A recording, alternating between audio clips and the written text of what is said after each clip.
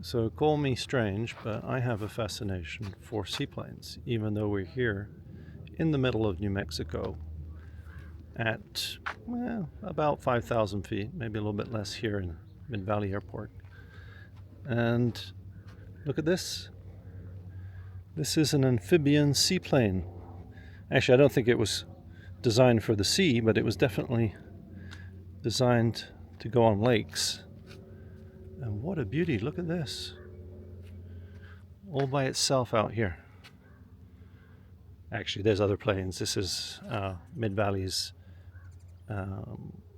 sort of well-known maintenance shop. So they're currently fixing a bunch of airplanes.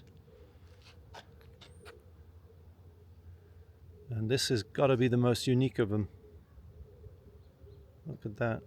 Well, let's start looking at close up. Here's one of its landing floats. Very nice. Look how they built the wing with the ribs, obviously for airflow. Very nice.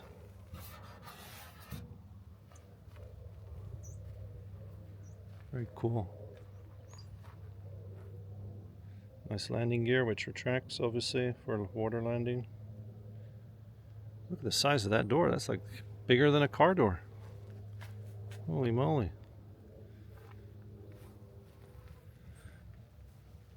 This is interesting. This is obviously some kind of a water deflector. It doubles as a step. And then you have the hull.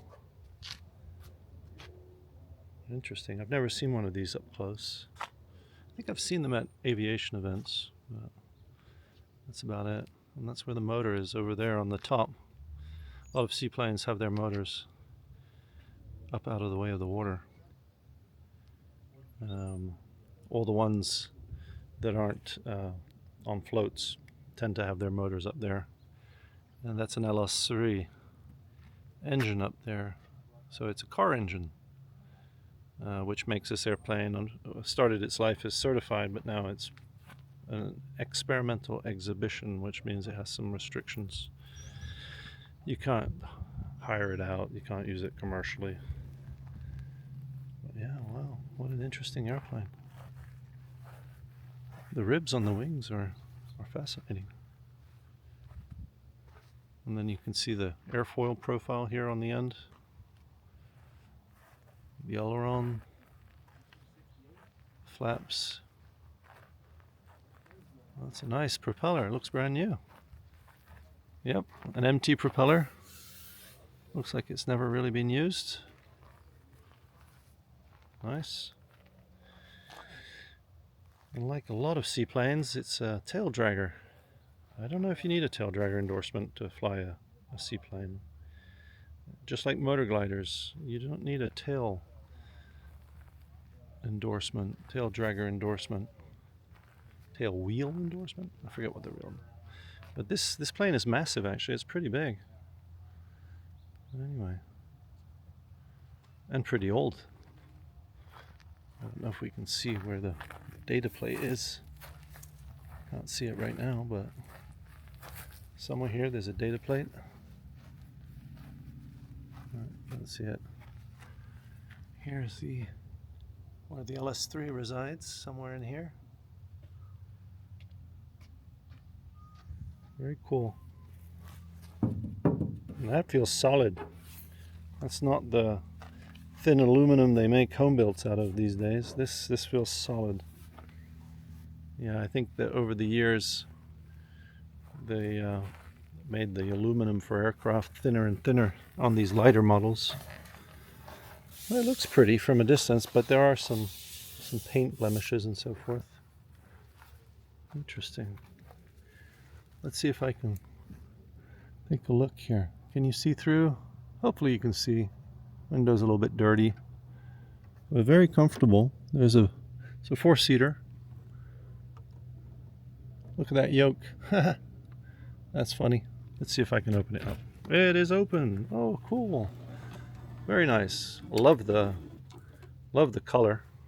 So yeah, that's one thing about experimentals. You have to post in clear view of your potential passengers so that they are forewarned that it's an experimental airplane and that they understand the risks.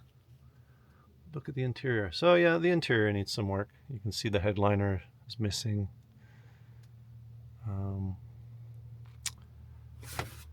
Interesting. Obviously, I'm not worried about corrosion up here, because New Mexico, things corrode extremely slowly. There's no salt in the atmosphere, that's for one. Avionics, kind of basic, nothing fancy. Quite the opposite. But look at this layout. This is awesome, how it's all on one side. So your pilot would sit here and have this kind of view, right? Have this kind of view outside. Nose up until you pick enough speed where you could then take off. But the person on the right would have an unobstructed or less obstructed view. So that's interesting. And I think we can go around the other side. There we go. That closes nicely. You wouldn't want to forget your pitot tube. It's on the top. That's interesting. First time I see one in that location. An area where to tie your boat. Presuming you carry rope. Oh wow, look. You can you pop it open? I'm not going to. But this door enables you to climb out the front of it. Presumably, as if you get to a dock, then you can climb out on the front, step on the dock, attach the airplane. Interesting. You could also pretty easily climb around the airplane if you had to maneuver. And then you have your water rudder at the back over there, if you can see that. So let's see what it looks like to be on the passenger side. So again, this nice blue color that's actually making a comeback. I've seen quite a number of cars with this color lately. I don't know what it's called. Don't know what that is, if that's meant to be there all the time or if it's just there temporarily. Looks like some kind of battery. But this is the view you'd have out the front as a passenger, or the right seat. Much better view without all the instruments in the way. And then obviously you can climb out this way. The handle, presumably you'd open the handle and get out the front. And that's because if you open the door, main door, you would have trouble climbing around here and getting to the front. So, interesting stuff. Oh, I love it. I think it's amazing looking. You definitely need training. I mean, obviously you need a seaplane rating, but you definitely want training in this, considering how it's a tail dragger. Looks like it has a good amount of power. And also, the weight. I mean, it looks heavy. Maybe it isn't. It looks voluminous. So anyway, pretty cool. Pretty cool stuff. That's a very pretty bird. Not in the best of shapes, but it shows very well. Yeah, wow. Now they don't go very fast. My understanding is they'll do 120, 130 knots maybe. I'd have to check my numbers.